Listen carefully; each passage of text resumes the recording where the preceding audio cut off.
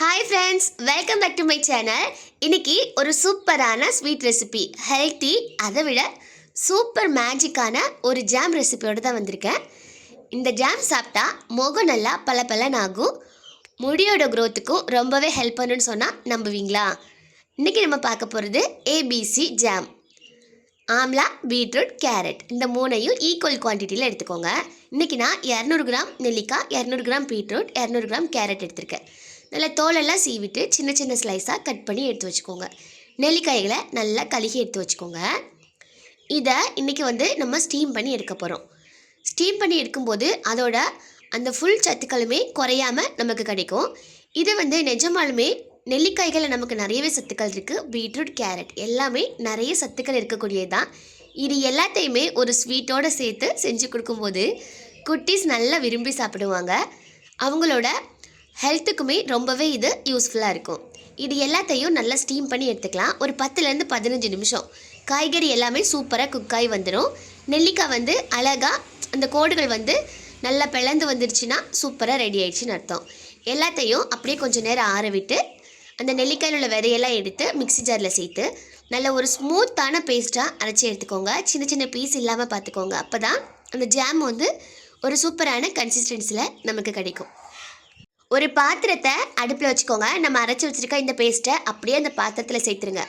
அதுக்கப்புறமா நம்ம எந்த அளவுக்கு இந்த எல்லா மிக்ஸும் வந்திருக்கோ அதில் ஒரு 3/4 பங்கு அளவுக்கு சீனி சேர்த்துக்கோங்க. எல்லாம் சேர்த்து அடுப்பை சிம்மில் வச்சுட்டு கைவிடாமல் நல்லா கிளறிக்கிட்டே இருங்க. கைவிடாமல் ஒரு 5லேருந்து 10 நிமிஷம் அப்படியே குக் பண்ணிகிட்டே இருங்க. அழகாக பார்த்தீங்களா, அதோட ஸ்ட்ரக்சரே பார்க்குறதுக்கு ரொம்ப சூப்பராக இருக்குல்ல. நல்லா கலர்ஃபுல்லாக ஒரு ஸ்வீட்டு, நல்ல ஹெல்த்தியான ஸ்வீட். கண்டிப்பாக ட்ரை பண்ணுறதுக்கு மறந்துடாதீங்க. இது நல்லா குக் ஆனதுக்கப்புறமா அந்த பாத்திரத்தில் கொஞ்சம் ஒட்டாமல் நல்லா சூப்பராக திரண்டு வந்துடும். இந்த ஸ்டேஜில் நம்ம இது கூட கார்ன்ஃப்ளவர் மாவு சேர்க்க போகிறோம். உங்களுக்கு வேணான்னா நீங்கள் ஸ்கிப் பண்ணிக்கோங்க. கார்ன்ஃப்ளவர் மாவு நீங்கள் அப்படியேவும் சேர்க்கலாம், இல்லைன்னா கொஞ்சமாக தண்ணி ஆட் பண்ணி நல்லா மிக்ஸ் பண்ணிவிட்டு நம்ம சேர்த்து விட்டுக்கலாம். கார்ன்ஃப்ளவர் மாவு சேர்த்ததுக்கப்புறம் மறுபடியும் கைவிடாமல் கிளறுங்க.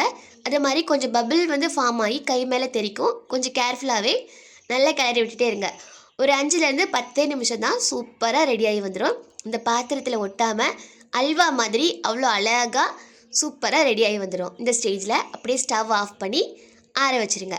ஆறினதுக்கப்புறமா ஒரு டப்பாவில் ஸ்டோர் பண்ணி வச்சிட்டோம்னா 7 டேஸ் வரைக்கும் நம்ம ஃப்ரிட்ஜில் வைக்காமல் யூஸ் பண்ணிக்கலாம். ஃப்ரிட்ஜில் ஒரு 15 டேஸ் வரைக்கும் நம்ம சூப்பராக இந்த ஜாமை வச்சு யூஸ் பண்ணிக்கலாம். பார்க்குறதுக்கு அவ்வளோ கலர்ஃபுல்லாக இருக்கனால நம்ம வீட்டில் உள்ள குட்டீஸ் கூட நல்லா விரும்பி சாப்பிடுவாங்க.